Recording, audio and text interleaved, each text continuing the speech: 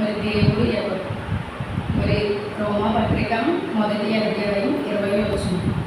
ఆయన అదృశ్య లక్షణములు అనగా ఆయన నిత్య శక్తి, దేవత్వమును, జగదుత్పత్తి మొదలుకొని సృష్టింపబడిన వస్తువులను ఆలోచించుట వలన తేటపడుచున్నవి కనుక వారు నిరుద్ధరులై ఉన్నారు.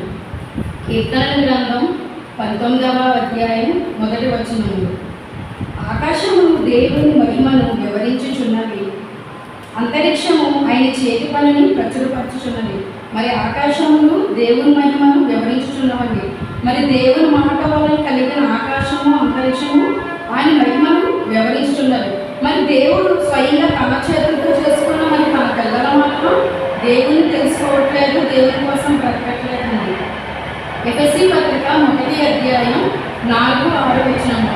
ఎట్లనగా తన ప్రేమియందు తాను ఉచితంగా మనకు అనుగ్రహించిన తన కృపా మహిమకు కీర్తి కలిగినట్లు తన చిత్త ప్రకారమైన దయా సంకల్పము చొప్పున యేసుక్రీస్తు ద్వారా తనకు కుమారునిగా స్వీకరించుటకే మనల్ని తన కోసం నిర్ణయించుకొని మనము తన ఎదుట పరిశుద్ధులమును నిర్దోషముగా ఉండవలనని జగత్తి పునాది వేయబడక మునిపే ప్రేమ చేత ఆయన క్రీస్తుల మనలను ఏర్పరచుకొని.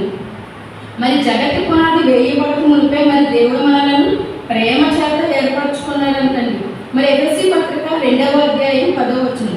మరియు వాటి యందు మనము నడుచుకోవాలని దేవుడు ముందుగా సిద్ధపరిచిన సత్క్రియలు చేయటైతే మనము క్రీస్తునందు సృష్టింపబడిన వారమై ఆయన చేసిన పని అయి ఉన్నాము. మరి జగత్తి పునాది వేయబడక మునిపే ప్రేమ చేత మనలను ఏర్పరచుకున్నారండి. మరి ఆయన సత్క్రియలు అంటే దేవుని పని చేయడానికి మనం ఈ భూమి మీదకి వచ్చామండి.